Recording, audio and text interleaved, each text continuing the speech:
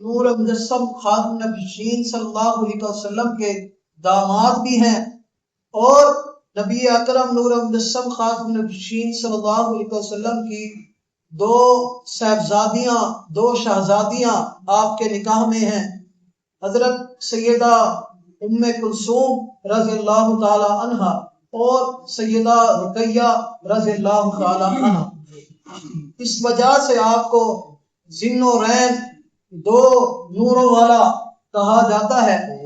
آپ رضی اللہ تعالی عنہ حضور نبی کریم خاتم النبیین صلی اللہ علیہ وسلم سے بے انتہا محبت فرماتے تھے۔ حدیبیہ کے موقع پر جب نبی اکرم مجسم خاتم النبیین صلی اللہ علیہ وسلم عمرہ کے لیے تشریف لے جانے لگے، کفار قریش نے آپ کا راستہ روکا۔ انہوں نے کہا کہ آپ جنگ کے لیے تشریف لا رہے ہیں۔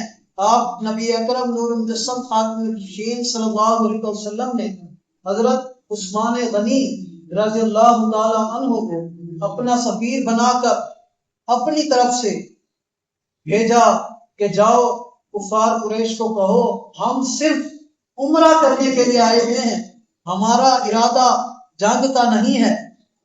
آپ نبی کریم خاتم النبیین صلی اللہ علیہ وسلم کے حکم پر حضرت عثمان غنی رضی اللہ تعالی عنہ جب مکہ مکرمہ پہنچے، وہاں پر موجود قریش نے آپ کو کہا کہ آپ چونکہ تشریف لے آئے ہیں، آپ عمرہ کر لیں، خانہ کعبہ ہے، حجر اسود ہے، آب زمزم شریف ہے، آپ الغرض اپنے تمام جو ارکان عمرہ ہیں وہ ادا کر لیں۔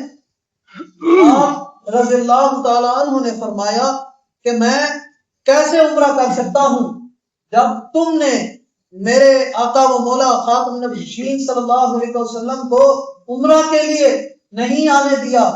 میں نبی کریم خاتم النبیین صلی اللہ علیہ وسلم کے بغیر عمرہ نہیں کروں گا۔ ادھر صحابہ کرام رضوان اللہ علیہم اجمعین آپس میں گفتگو فرما رہے ہیں کہ حضرت عثمان غنی رضی اللہ تعالیٰ عنہ کو تشریف لے جائیں، پہنچ گئے، آپ تو عمرہ کریں گے۔ نبی کریم خاتم النبیین صلی اللہ علیہ وسلم نے ارشاد فرمایا حضرت عثمان غنی میرے بغیر عمرہ نہیں کرے گا۔ آپ دیکھیں ادھر حضرت عثمان غنی رضی اللہ تعالیٰ عنہ اب پیارے محبوب نبی کریم خاتم النبیین صلی اللہ علیہ وسلم سے محبت کا اظہار فرما رہے ہیں، اور ادھر نبی کریم خاتم النبیین صلی اللہ علیہ وسلم اپنے جانثار کے حوالے سے اعتماد کا اظہار فرما رہے ہیں کہ حضرت عثمان غنی رضی اللہ تعالی عنہ میرے بغیر عمرہ نہیں کرے گا۔ اور اسی